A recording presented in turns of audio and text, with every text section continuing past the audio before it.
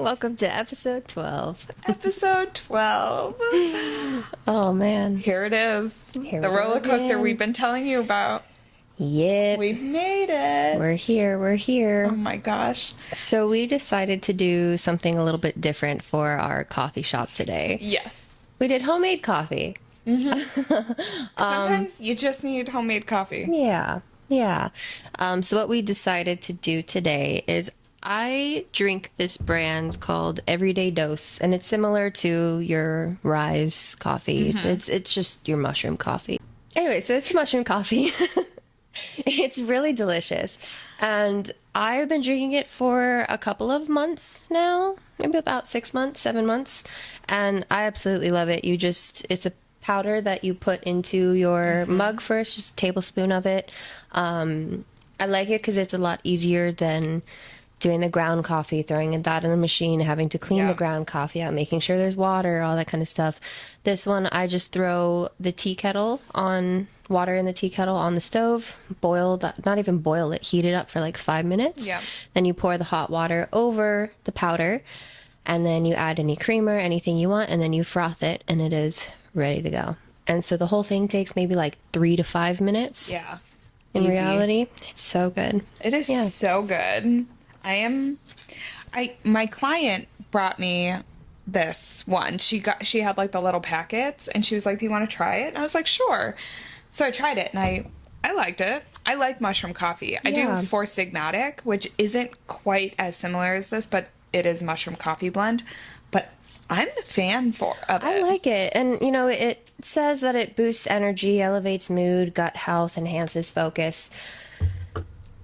I think a lot of the things that they say that they promote are just sales tactics, so take that with a grain of salt. Yeah. But like I saw a commercial for this brand the other day, and they were saying that it it gives you a flat stomach. Oh my God. And I was like, that's completely inaccurate and incorrect.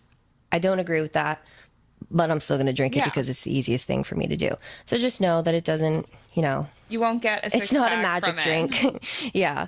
But I do like about this coffee is that it doesn't give me the jitters or like major anxiety as regular coffee grounds would. Yeah. And I do have to say it could just be placebo too, but I really feel like my energy is up a lot higher than what it is with regular ground coffee. And yeah, I really do enjoy it. I feel like with regular coffee, I just drink it and then I'm still drained afterwards. Yeah. It's just whatever. This, I don't feel that way. Yeah. So, and you had a really good pumpkin creamer that I did sneak a little bit in. Yeah. But yeah, I definitely snuck a little of the pumpkin creamer in here because I'm a sucker for pumpkin, even though I'm not really great with dairy. So, but it's fantastic. Yeah. Easy. I got this creamer at Aldi, actually. Did you? I don't remember the brand of the creamer, but it is a pumpkin spice. Yeah. And it's delicious. It is very good. Yeah. I know. I'm thrilled about it. I'm excited because I feel like it's going to give me all the focus for these few chapters. Yeah. So I'm in it. I'm ready. All right. Let's go. Let's dive. Yes. So here we are. Reese and Feyre are now mates. They have both accepted this mating bond. They've been having sex for days. Yeah. A day? It's been a day. They've just had a lot of sex. They've just had a lot of sex in a day. And now they have to go back to the Illyrian war camp because they have to go back to Feyre's family estate to meet with the queens. So Reese and Feyre winnow into the camps. They land, and immediately Cassian becomes the world's biggest dick, which you find out is in an attempt to provoke Reese enough so that they get into a fight so Reese can get rid of all of his pent-up mate energy, which I'm like, okay, dudes being dudes in that scenario. Yeah. That's hysterical. When I was listening to it again, and it was really talking about how brutal they were with each other during the fight, I was like, if I were Feyre, I don't know how, I don't know.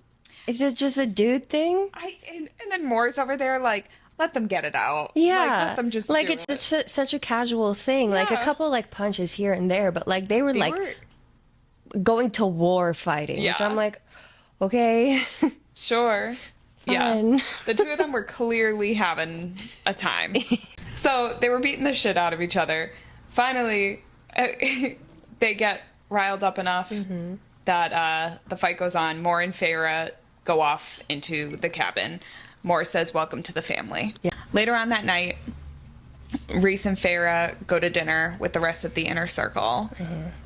They go into the dining room. Mor, Cassian, Amren, and Azriel all stand up together as one, and then they bow as one, and then they say, we will serve to protect. And they stay like that, and Feyre's like, what the fuck do I do? Yeah. What does this even mean? No one prepared me for this.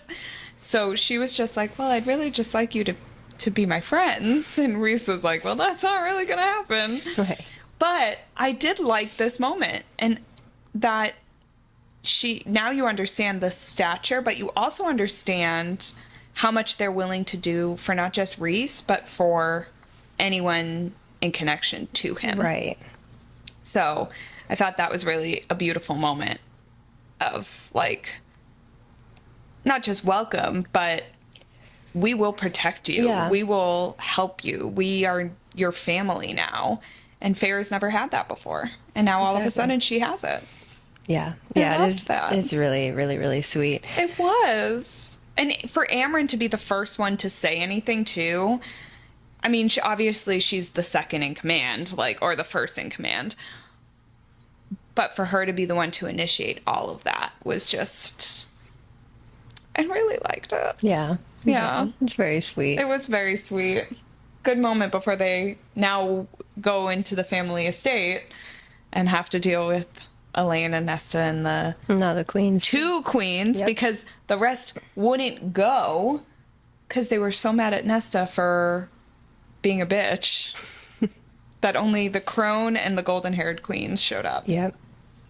Yeah, and they said that like you said, the three others felt very offended, so they didn't want to come. Nesta was just calling them out on their shit, so... That's bullshit. All right, whatever. Fucking queens. Mm-hmm. So then Mor decides to bring out the orb to show how they were going to show Valeris to the queens. So Rhys goes on to tell the queens that there is a place of peace, no war, beautiful, beautiful life of art and prosperity, and that it is named Valeris and that it has been kept secret for over 5,000 years. Mm-hmm. So the fact that he's even showing Valeris to them is a huge, not only risk, but a huge step in just what we're all going to get into. It's a very pivotal moment, I will say. Yes. So he shows them Valeris, shows them the streets, but it's not a location. Like, there's no specific location disclosed. No. The queens just kind of say, okay, we will think about it. Not even a thank you, but thank you very much. But you could see how affected they were, too. It's not like they saw the city and they were just like, oh, we don't believe you. They were affected by this vision. Like, they felt it. And then to just sit there and be like, okay. Yeah, we'll go back to the others and talk to them, and then we'll let you know. There's on no our sense time. of urgency. Yes. Yeah, no sense of urgency. And then it's really at that point that Rhys really gets angry, as he should, when they're off to leave, and they're like, okay, we'll get back to you when we want to get back to you. And he was like, why do you not understand how urgent this is? This is such a big thing. This is going to affect you and your people more than you know. Yeah. What the fuck? Exactly. And like, he's like pleading with them. This High Lord with more power than any other person in existence right now is pleading with these asshole queens. And then the golden-haired queen is like, well, we got your letter, and now it's revealed what was in that letter, because we had heard like a hint of this, but now she reveals, she's like, well, that plea of love, like, where you confess that you like loved a woman who was once a human and that you wanted to do this so that she would be able to protect her family and there would be peace among the two people and all this stuff. They're like, yeah, that was beautiful and lovely and everything, but, you know, how do we know it's not a manipulation? Exactly. How do we know that's actually real? Exactly. And like, I'm like, you're watching the two of them show up together. They're holding hands the whole time. What are you talking about? How is it not real? That, like, it would be an understanding question if this happened the meeting before, Exactly, where the orb exactly. wasn't brought out, then it would be okay, that's fine. But the fact that, like, again, I do understand their point of view, but at the same time, like, you want to just like rip your hair out because you're like, no, it is not. They're not manipulating you, of Yeah. course, because we're seeing the other side of things. But it's frustrating as the reader. So frustrating as a reader, and you just literally want to wring these two women's necks, and they're not cutting them any slack. Exactly. And at this point, Nesta, she gets furious. Yeah. And she steps forward and she's like, you will help us. Like, you will do it. I demand. She pleads with them for Elaine, for her. Like, she explains how Elaine is engaged to this guy and like everything. And the queens are just like, no, we don't need to do any of that. And also, what does it say about your sister to be engaged to this person? And now she's bashing Elaine, which you don't do around Nesta. But I loved what fucking Cassian did. Oh, absolutely. And Like, oof. yeah, Cassian comes up to Nesta and says that he will fight for her together as a family, but her individually. Key point there. For her and her people, and he goes ahead and wipes a tear from her eye in front of everyone. In front of everyone. And she didn't blink. Yeah. Nesta didn't blink, which I don't think I remember reading that she like held her ground like that. But she looked at him the whole time, eye contact the whole time. Yeah. And now their last encounter was anything but pretty. And she's like staring at this beautiful man.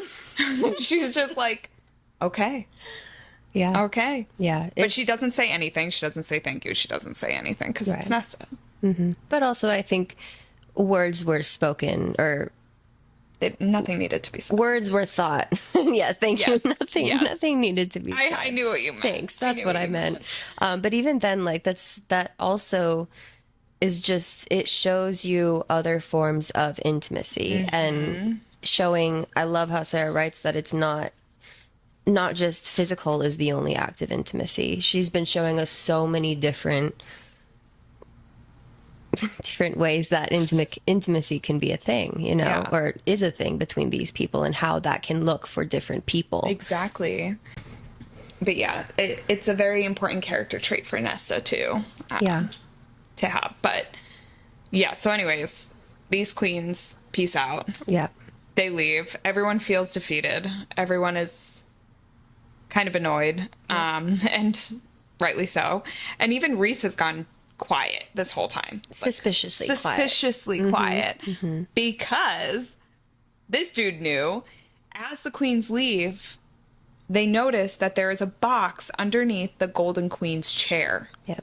that she had clearly left there for them. Because there was at one point she like had dropped her handkerchief and like bent down to pick it up. And that's when but he knew that had been left there, and that's why he stopped talking, because he wanted them gone. Yeah. He was like, Get him out as soon as as possible, because we already have what we need. exactly. Freaking Reese. Yeah. So which I loved even too, that queen had risked everything. And I feel like we never really got the extent of how much she did risk, or how much she was risking. And that's a pretty big power move, considering that, you know, the first meeting, one of the queens was not feeling well. And then all of a sudden the second meeting, less and less are showing up. Well, yeah. And now in this box, there contained a note from this golden hair queen that said, don't trust any of them. Do not trust the queens. And the sixth queen is not ill. That's all she says about it. And she also says that if anyone asks where they got this, to say that they stole it during the meeting. Exactly. To try and protect her. But no one was able to thank her. No one was able to do anything. She left this box with the other half of this book there. And Farrah describes this book as being like mad, like insane. Because the other half of the book was super cunning and deceptive. But she says this half of the book is like illogical. Right. Like it is not speaking words that make any sense. It's incoherent. It's just straight chaos. Yeah. Absolutely mad. Yep. But But yeah, so Yeah, so they leave, and then Reese, turns to Nesta and Elaine and then says to them, Valeris is my home, but it is your home. You are more than welcome. But if you are going to come, I suggest you pack your bags. If you're not going to come, I will have my own people stay and protect the area. They will be out of sight. You won't know that they're here, but they will be watching, and I'll have them within the hour. Choice is yours, but whatever choice you make, be quick on it. We don't really have a lot of time. Nessa lets Elaine be the one to decide, which I thought was pretty interesting. But then Elaine decides to look down at her ring, symbolizing her engagement to this other guy, and decides that she can't do it. They're going to stay at the house, and Reese then says, okay, I will have my people here within the hour. And then Reese leaves with everyone. Yeah. I loved Reese for loving Feyre enough to open that invitation for her family, because he knows that they have a tumultuous relationship, and that even Elaine and Nesta aren't huge fans of the Fae. Yeah. But yet he still is offering their home. He's offering them protection even if they don't want to go, which now means that he's sacrificing his own people to aid these two women. Yeah. Just because, obviously he's in love with their sister, but also because that's who he is. He's that type of person. And I love that he also said, I will have someone waiting in the living room at noon and at midnight every day in case you change your mind. Right. I will take you. I will protect you, whatever you decide. I thought that was very... Yeah. Because, as Fae, you don't see that happening between them and humans ever, that interaction, no matter what. I mean, Tamlin certainly didn't do it. I don't know if he ever would have done something like this anyway. Yeah. So now you have someone who's willing to sacrifice for you. It's a big move. For you and your family. But yeah. So yeah, they go back to Valeris. Amryn doesn't even really say anything to them. She just takes the book and leaves. Because she's really the only one who can decipher or try to decipher the code. Yeah. Which is what they're trying to do anyways. Moore and Reese then go to the Court of Nightmares to return the Veritas? Yeah. Sweet. I know, right? To make sure that no one knew that they had taken it. Yeah. So then Feyre and Cassian go on a walk, and I loved this scene when then Feyre thanks Cassian for what he had said to Nesta. Yeah. And then we really do, this is the first time I feel like we get actual verbal confirmation of the other side of Nesta and the hurt side of her, of why she is the way she is now. And just saying that, Feyre explains that Nesta feels everything all at once. And it's so much to where the only thing she can do to protect herself or protect her energy or anything is to block people off and is to be that way. Which is, we get it. Yeah, that's such a human thing to do. Exactly. We know if we feel too much, if we're having a bad day, if we just are going through something, of course you don't want to, you put up a wall, you put up a front. Yeah, even more than that. There's so much pain coming from her. Oh, yeah. So much pain. And we get into that in the next few books, but this is the first time we really get to maybe see Nesta as a human because of Feyre. It's not my bitchy Nesta sister or sister Nesta. Nothing like that. I know what you mean. But I don't think Feyre ever has actually sat there and been like, Nesta's a raging bitch. She's always said that Nesta is like flame. She's always described Nesta as being some sort of flame, like her raging anger. Yeah. She's always described her as that. But never once, I don't think, has she sat there and been like, I hate my sister. Which is such a...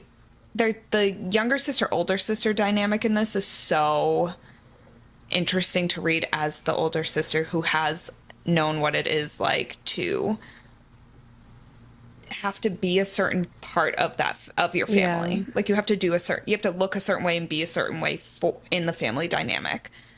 Obviously you don't have to. It's what's kind of conditioned in us. Yeah. But that's why I relate so much the second time through to Nesta. Like I'm starting to understand it now because I'm like, oh, I get it. 100%. But yes, I loved this whole scene. Yeah. And Cassian's like, well, why do you think I care? And Feyre's just like, dude, we saw the way you like, we all watched. Yeah. Like you did it in front of everyone. We were all there. Yeah. And you're right, like this moment between the two of them, it just shows how Feyre has now become enmeshed within the circle and how she's able to talk freely. And not only that, they listen. Yeah. And to talk about something like this is, that's what a family does. Yeah. Yeah, and I like that she ends it off with saying that Nesta will never forget that Cassian offered protection for her, but also Elaine. Mainly for Elaine. Mm-hmm. Yeah. Yeah. Big things. Big things.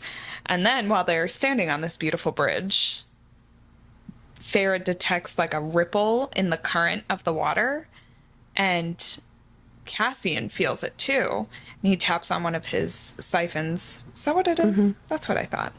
And now we are seeing how the armor goes on, which I was like, oh, I don't remember this, but this is really hot. Okay. I was like, yeah, I like this. And as that's happening, they look up in the sky and they start to see all these black, it looks like birds almost from far away. Mm-hmm. And they're coming straight towards Valeris. And Feyre's like, what are those? Please tell me those are birds. Yeah. And they are not birds. They're throwing things. They like, as they come closer, they've got wings. Like you can see that they look like the Ator. Yeah. So Cassian tries to throw up a shield around the whole city, but obviously he's one person. They're clawing through it. He's yelling at Feyre to leave. He's telling her to go back to the townhouse. And Feyre is starting to realize that Cassian feels like he can't go anywhere. He can't do anything unless she's safe. Mm-hmm. Because his first job is to protect her. Which I was like, oh, okay. So you see how deep that goes. And as she's trying to move, he flies off thinking she's leaving. One of the Ator drops something out of the sky. And it turns out to be the golden-haired queen, who is then impaled on a lamppost. And the Ator lands on top of the lamppost and says, the mortal queens and Jurian say hello. Yeah. Those bitches. Those bitches sold it all out. Bitches sold out Valeris. To Hybern. What? Yeah. Fucking assholes. Yeah. And then poor Golden Queen. Oh my God. So yeah, she risked everything. Yeah. And we'll never know the extent of what she did. We'll never know any of it. But oh my God. Yeah. Yeah. And then it's just madness from there. Creature's already landed like up at the top of the hill. So she was like, I can't go there. So as she's trying to figure out where to go, she sees that the creatures are starting to descend towards the artist quarter. And that's the only place that's unprotected as of this point, because Az has now met up with Cassian and Amren's doing her thing. And so the city is protected except for this one area. Yeah. And Feyre's like, I got it. I have to go. Mm-hmm. And she sees this one lone fae in front of her storefront protecting it. And that part was so powerful. I forgot that part. Mm-hmm. So she just starts running over the Rainbow Bridge and creates these water wolves. And they're like full-on wolves. She describes them as being the size of the wolf that she had killed. Yeah. And they're going after, and I love how they kill. Oh my God, how cool is that? That they go and they drown them from the inside out. Right. What? So now she's got wolves, and as the creatures go and like try to fly away, she has her water animals turn into like birds and stuff, chase them and drown them from the inside. And the ones that she can't get, she freezes the water and they all drop and shatter. That's a crazy amount of power. Her power is bananas. Yeah. I was I was reading this going, get it, girl. Like, oh my God. Yeah. Like the extent here. Yeah, and I love how she said too, when the wolves were behind her, she was right in the middle of the pack leading it. Oh, and the art for this. Talk about some good ass art. Right. Oh my God. Her with the water wolves gets me. Yeah. Like, oh, I can see it too. Oh my God. I loved that part. After she displays her massively wonderful amount of powers, she notices this one figure, this one creature trying to fly away. And she recognizes this asshole as, that's how he will forever be described, as the Ator from under the mountain and the same one that Hybern had sent to take her back at that first meeting. And this girl is like, hell no, will this guy get away? Because he's going to fly back to Hybern, report back everything, and he'll get away once again. And she got furious about it. So in that moment, she had to decide whether she goes to find Rhys, who has now showed up, or is the one to take down this creature. Yeah. She doesn't have her wings. She doesn't know how to summon them like that yet. So she's like, all right, I just have to figure out how to do it. And at the same time that she's deciding this, Rhys is talking to her mind to mind and is freaking out and is like, where are you? Where are you? And she says, I'm exactly where I'm supposed to be. And winnows into the fucking air and lands on the back of this Ator. That was so dope. I was like, this is so cool. Yeah. Yeah. It was this whole scene. So sweet. So sweet. Yeah. I love just back to Rhys again. Just love talking about how much he truly cares for her in that moment. Like, oh my God. They were being attacked and everything, and he's still thinking back of his head, where are you? Still trying to communicate, where are you? But we should note that when she did say that she was exactly where she needed to be, she shut him out. Yep, she did. She slammed her shields down, and to the point where he couldn't get through the shields. Yeah, absolutely, at all. Like, that's how good her shields have become, though. Holy shit. Yeah. She's got it. But, man, I was so proud of her in this moment, though, because she, like... Definitely. Just let it all out at one time, and I was like, there it is. Right. That's what we've been looking for this entire fucking book. Yeah. Yep. Oh my God. Yeah. So then she goes ahead and as we said, winnowed above the Ator. I love how she like landed on him too. Yep. And takes both of her ash arrows and slams it into his wings. Then is just going off on him, starts stabbing him in places, saying that this is for Rhys, this is for Nesta, this is for Claire, and then this is for me, and just like does the kill shot with that.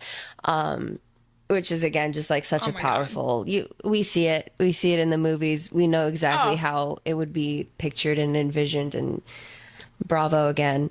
And it's cool because then she watches a wave of darkness come by and realize that it's Rhys's powers and it's flowing over everything and taking out the rest of the creatures. So then it's like, again, we've always talked about how powerful the High Lord of the Night Court is and everything, but for the fact of just his darkness to come by and that's what takes them out. Yeah. And oh baby. I love what Farah did too with that. When she killed the Ator, she dropped with it because she did not want it. She wanted to make sure the sucker was dead. Yeah. Like she did not want to risk anything. And she's about to slam into the ground, and girl waits until the last fucking second to winnow away. And she's watching this whole thing, seeing the ground get closer, and then it's like, goodbye. Crazy. And she said she could hear him hit even while she was winnowing away. That's how close she was. And ooh, yeah. So now between the Ator dying, Rhys's dark power taking out everyone else, she's like, I'd be like stupefied, but the girl's just standing there. And Rhys comes over to her and is like, Farah Cursebreaker is what he calls her. And then Defender of the Rainbow, her new name. Yeah. I loved that part because she defended what used to be just his home, and it's now their home. It's her home too. And it proved how much that she truly loves him as well. Exactly. Because she risked everything to save his people. She was willing to die again, but for the one that deserved it. Yes. Oh my God. I love the way you worded that. That's so true. Yeah. That's so true. And poor Feyre just burst into tears. And yeah, I don't know how I would react in that situation, but I'd probably burst into tears too. Right. Especially if I had a very handsome man holding me. So thanks. Yeah. Oh my God. Yeah. And then, so after that, Valeris was then secured once again with better withstanding shields that will not get torn down as easy. And then we learned that Amryn had cracked the code for the book of breathings. The book of breathings. Book of breathings, and says that to nullify the cauldron's power, Feyre needs to touch it and speak the words that she found within the book. Feyre then asks what happens if we put the two pieces of the book together, and Amryn's just like, don't. Yeah. Casually, don't. And then you will wake up creatures far and wide. Yeah, I love how Rhys was the one who was like eyes widened a little bit, like, what do you? There's something behind what you just said, and then she then explains that this book, like you said, will open up, will awaken sleeping creatures that are meant to be exactly where they are. And now this triggered my Massiverse brain, because now all of a sudden I keep thinking about Crescent City and Throne of Glass, and I'm like, oh my god. Yeah. So now my brain has like started concocting a whole bunch of ideas, and I'm like on a rabbit hole right now. Yeah. There's so much that could happen here, but either way, do not put the book together. Very bad news. Yeah, so then they want to winnow Feyre to the king of Hybern's castle to destroy the cauldron. And so they had narrowed down the location to where the cauldron was, but they would need Rhys to stay out of the way and Feyre to go in alone and everything. And Rhys makes a very... And this was so hot. Oh my god. He's so hot. calm about it. And he's like, so you expect me to let my mate go inside to my enemy's castle, whatever, and do that, and I just have to stand by. And Asriel, just as calm, yes. Dude. Killed me. Died. But it like makes... At first I was like, but it makes sense because of how powerful Rhys is. His power would be detected, like no matter what. Like, let's be real. Just like Feyre's is going to be detected anyway too. But for the two of them to sit there and do that, I was like, oh my god, Sarah has a way with words, man. And like, imagine just being Feyre standing there and having like two beauties like rar over you. And just have to be like, oh, excuse me, poor me, guys. This is so hard. I have a hard life. But I loved that they also, Rhys was like, well, he goes to Feyre, it's your decision. I'll let you decide. So she's given power now over her life still. Like, he's not sitting there being like, as much as he wants to, because you can tell he wants to be like, please don't do this. Please say no. Please don't do this. He's not locking her away in a house. He's still giving her the chance to be like, either I'm comfortable with this or I'm extremely uncomfortable with this. And Feyre wants to help. She knows she's the only one who can. And so she does say, I'm going to do, let's do it. Excuse me. So they decide that they are going to leave to do that the next day, because apparently everything is moving quick, especially because now the King of Hybern knows where Valeris is, that there's so much at risk at this point that they've got to move fast. So as Feyre is going upstairs to go to bed, she has a dilemma on where to sleep, which I thought this was really cute. She's like, do I go to my room or do I go to his room? Like, we've been spending time in his room, but does he expect me to stay there? And it's such like a typically human thing to think about. Well, plus like they hadn't been in the same room since they had that fight. And she went to the House of Wind. So it's like, are we cool? Whose room are we staying in? But like the awkwardness of it, you know? And I thought that was adorable. And like, especially because with Tamlin, he kept his room and came to her room. And so she's like, I don't know. And so she goes to her room, and Rhys is like, well, we can go to your room if you want, but like, just know that I'll move all my stuff into your room. And she's like, what? you're okay with that? And he's like, yeah. We're one room now. We're one room. And I thought, I loved that it was such, in the middle of all this chaos, there is this one moment of like normalcy that like every couple has this awkward thing happen and they're experiencing that. And so when she goes to his room, she realizes he has already made room for her. Yeah. He's gotten her a dresser. He's like put all her stuff in there anyway. It was so sweet. And then within seconds, too. Within seconds. Yeah. Like, no questions asked. I mean, granted, he's her mate, and that makes sense. But still. Right. Well, I love, too, how, like, she was in the middle of deciding which room, and then, it again, such, like, a human, natural interaction where then her reasoning, or quote-unquote reasoning, was your bed is bigger. Yeah. So we'll go. And then she goes in, and it's all her stuff is there, and he leaves it just like that. You know? They go in. There was no big awkward thing. He just welcomed her. And then on the desk of he had a box and he gave it to her. She opened it and it was his mother's ring, the ring from the Weavers. Yeah. And now we get this whole story, the one that we had like kind of touched on with you guys a little while ago.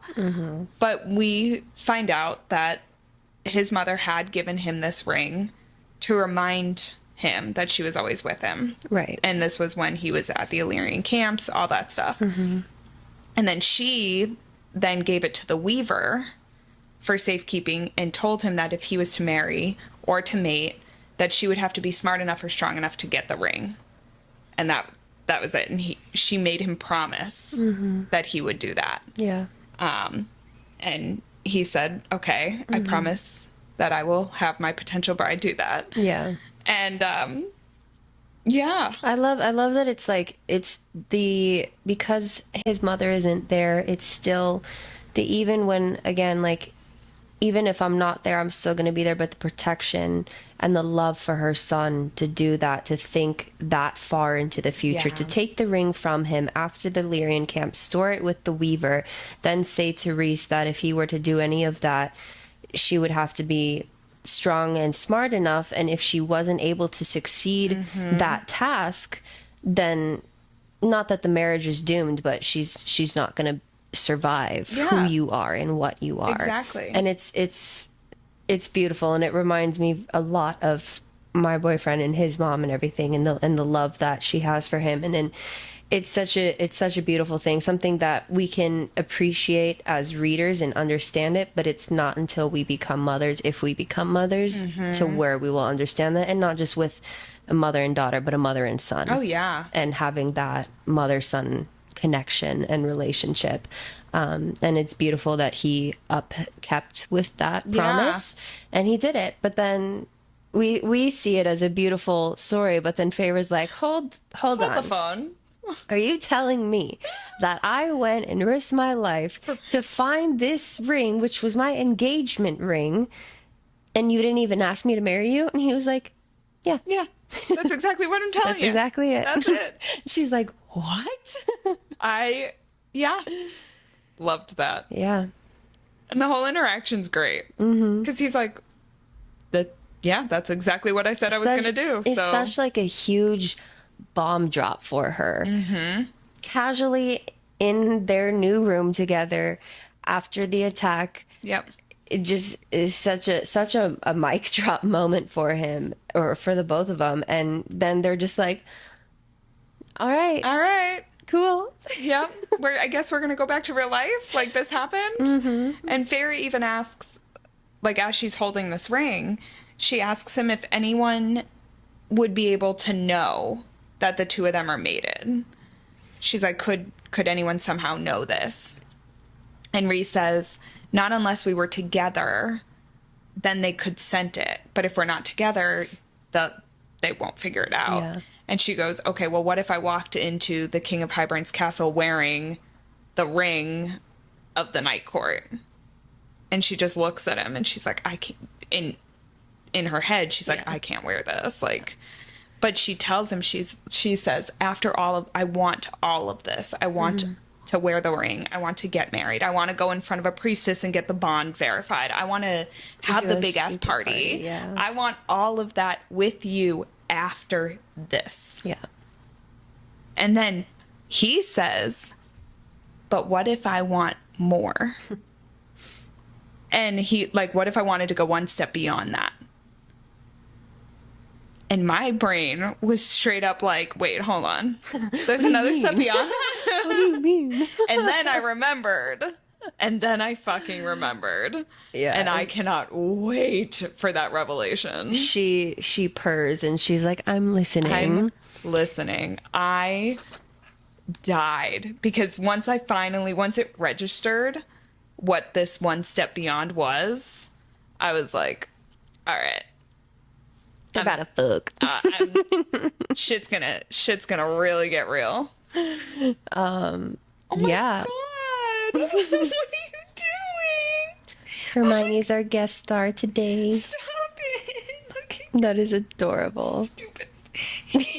Stupid little face. You've got such a dumb face and I love it. Yeah, so that's where we end off. Getting ready to Going go. right back into some sexy time together. Yeah. Just great. Right before they go. I can't believe like all of this happening so fast. Like And in the same day too. Yeah, right? It was funny. I was rereading it and then just thinking about it afterwards and being like, damn, they did that whole, like, not only did they get attacked and everything like that, but like Reese also, they just had a shit ton of sex together. And then when they came back, Reese and Cassian were fighting like cats and dogs. And then all of that other stuff happens, all the exhaustion and everything. Yeah. And yet they still have the energy for each other in that way. Yeah. God knows for how long at this point, but I know. Well, then the next day they're going to damn. Hibern to go nullify Exactly. this cauldron. So they have to get in Take as a much weekend sexy time off. as they need, apparently. Oh my God. I can't believe that comes next. Mm-hmm. Yeah. Guys, again, seatbelts on. We know that the fucking King of Hibern decided to launch an attack on Valeris. Now, to tie this in our own lives and fitness and all that stuff, it's very easy to kind of, I guess in the same words, launch an attack on ourselves via our words, the words that we say to ourselves. Now, you and I have both talked about like affirmations that we use, words of affirmations, but lately I've been dealing a lot with clients who, when they talk to me about themselves, they are so harsh in their language. And this week's been bad. Like, I've been dealing with a ton of clients who are just beating themselves up left and right. And sometimes I feel like we are our own worst enemies, you know? 100%. And I guess, wanted to talk about how we deal with clients who come to us, or even friends or family, whatever. But I think in fitness it works best. But how do we help our clients change the way that they talk to themselves so that they're not attacking themselves anymore and that they're talking to themselves with kindness? Are there any tips that you use, any words that you use, any reframes? How do you go about that? Good question. I know it's not easy. Yeah, it's not an easy question. Not an easy answer either. It's really not. You know, it really, I feel like it's very relative to the client. 100%. Yep. First, I'd say like first checklist, a lot of the time it's maybe not necessarily the negative talk about themselves to me, but more so the negative talk of, oh, I hate working out. I don't want to work out. I don't want to do this. I don't want to do this. Changing that narrative to then being, which we may be familiar with, but I don't, not words, wow. From I don't want to, or I have to I get to, which I know we've covered a little bit before. So instead of, you know, I tell them, instead of being like, hey, I don't want to work out, well, I may not want to do it, but I still get to do it. Yeah. Because there are people who physically can't do it. Maybe support-wise cannot do it. Yep. Emotionally cannot do it, or anything like that. So being mindful of when I don't want to or I have to, and how often that is used, and in what examples or scenarios it is used. When it comes to clients speaking down upon themselves, let's say during a movement, or I'll bring a set of dumbbells that maybe it's a little bit heavier than what they're used to. Oh, I can't do this. I can't do this. In that moment, I'll be like, yes, you can. Come on. Don't worry about, just don't think about the weight. Just do the movement, and then we'll do it. And you know what? Majority of the time, 99.999% of the time, they end up doing it, and they're doing it really well, and they can do a lot heavier than that. Not that it's about the load or whatnot, but when they come out of it, I'm like, see? Yeah. See? Absolutely. Or like, hey, that was easy. Or first rep they'll do, and I'll be like, dude, easy. And then they'll start laughing as they're doing the movement, and then you can kind of see within their mind or maybe their eyes it click, and they'll be like, okay, well, that was one. Let's do another. Let's do another. Let's do another. And you keep doing it. And one of my favorite things is, like, I had this client a few weeks ago. I was showing her barbell hip thrust, and when I was showing her the movement, she had never done any movement like that. And I get it. You're not using your hands. You're hinging in from a tabletop position, bringing it back down. Like, it seems like a lot, which it could be a lot. And she was really like, I don't know about this.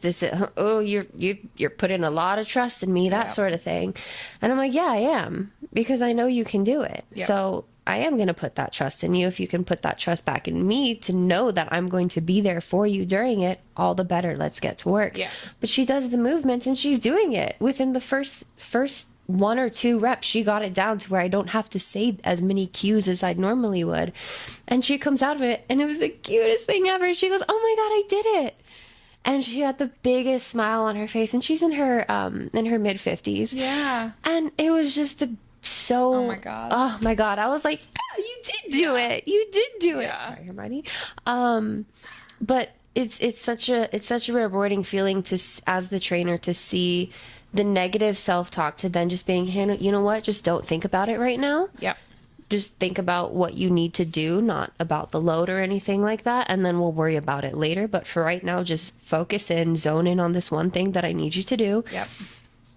And they always end up doing it. Oh my God! And afterwards, it's just like, I told you, see? And then I'll say it, because it's not just trying to make banter or anything like that, but I genuinely mean it. Oh, you could have gone heavier. Yeah. You're a lot stronger than you think. And I think what helps a lot too, I think there's a scale to where it could be beneficial to maybe not as beneficial, but you speaking it to them. So as the trainer saying to them, you're stronger than you think. Get those words framed in that specific way to create that sentence, get their brain familiar with that, to when, maybe you're saying it enough to where then they start to believe that what you are saying is true, to then where they can now say it to themselves, from themselves, which then will lead into them now believing it because they continue to say it. Yeah. But if it's similar, like when the example of you're raising a kid, they watch what the parents do, they mimic what the parents do. So as the trainer, tell them they're strong, tell them they're able to do it. Not that they're babies at all, by any means. Oh, yeah. No. But tell them that, because it's the reward. Yep. Maybe not the reward. But kind of what you're reciprocating. You get to believe it and know that it is true, and not just because this person said it's true. It's because you then start to believe it yourself. Yeah, because you see it. Yeah. And I like the way that you talk about that, where you're giving them those cues. And I find that the cues are so helpful. Those verbal acknowledgments, I guess, not necessarily a cue, but like, look at how strong you are. Look at you doing this, all that stuff. I have one client who's relatively new I've been working with now she's just wrapping her 2nd month. And this woman makes my heart like burst with joy, because she's in her mid 50s. She's coming 3 times a week, and she is so dedicated to working for herself, but she came in such a bad place. and she like fell off track, all this stuff.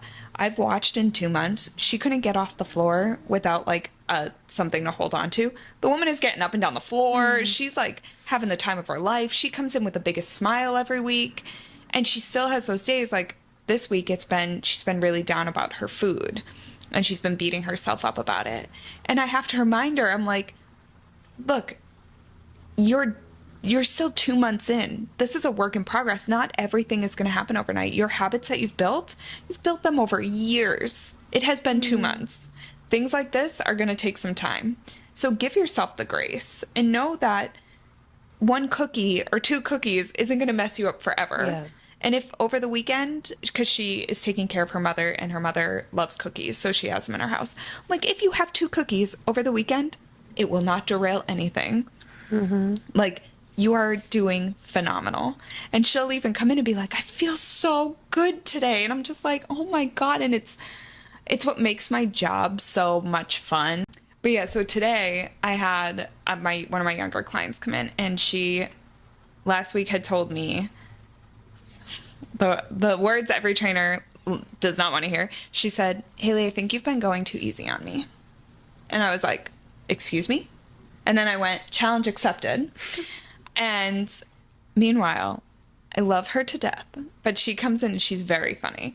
She like picks up weight. She goes, Haley, these are so heavy. And I'm just like, no, they're not. And that's what I tell her. Cause like the girl, she says it about everything, and she'll just do and rep out 15. And I'm like, see, like that was not heavy. Yeah. And I was like, but she like says that all the time. So I've been very cautious about increasing her weight, 'cause she's never really been in a gym. So I'm taking it easy. Today she comes in, she goes, can we go run outside? And I was like, bet, let's go. So we go outside and we're running, and she's doing great. So then we go upstairs and I throw her on the new hack squat machine we got. And she goes, Haley, I can't do this. What are you doing? And I was like, you told me I went too easy on you, so we're not going to baby you anymore. We're going to go for it. She goes, I can't. And I was like, hell yeah, you can. By the end, she goes, that was so much fun. I am so strong. And I was like, yes. Yep. Yes. It was like, girl, you are so strong. And like we did another movement in between that. We're supersetting, and she was like, oh God, you gave me such a heavy weight. We haven't done this one before. And I was like, yeah, but while she's doing this, she's telling me that. And I go, but you are doing the exercise. Yeah. And I just love it, because like you said, that when you start telling them and reinforcing that you are strong, it's like a switch flips in their brain where they can finally see it. Yeah. Because someone is finally acknowledging it. Because maybe they were not told that when they were younger, or something happened along the way. You never know. But to watch the mindset change is so fun. Because you don't realize that other people need your words of affirmation. Not just you. Like, we can give them to ourselves all day long. But to have the ability to give them to someone else is so rewarding at the end of the day. Yeah. And I feel like a lot of times too, the only way we will be able to believe in said things about us if it's coming from another person first. Yeah. To maybe open your eyes to being like, okay, I am actually, you know? 'Cause sometimes we just need a mirror. We need a mirror to have it reflect back on us. And to have a cheerleader like that, we all need a cheerleader in our lives. Yeah. And maybe you don't have it. Again, you can go listen to our lovely support episode where we talk all about it. But yeah, I think it is so important to stop attacking ourselves and start talking to ourselves with more kindness. It's something my therapist is working with me on, and I'm loving giving it back. Yeah. So yeah. Nice Short and little, sweet short today. and sweet little topic. Loved that. All right, I guess let's do Thorn and Rose for this week. Rose will have to be the story about Reese's mom and the ring, and her having to go to the Weaver to get the ring.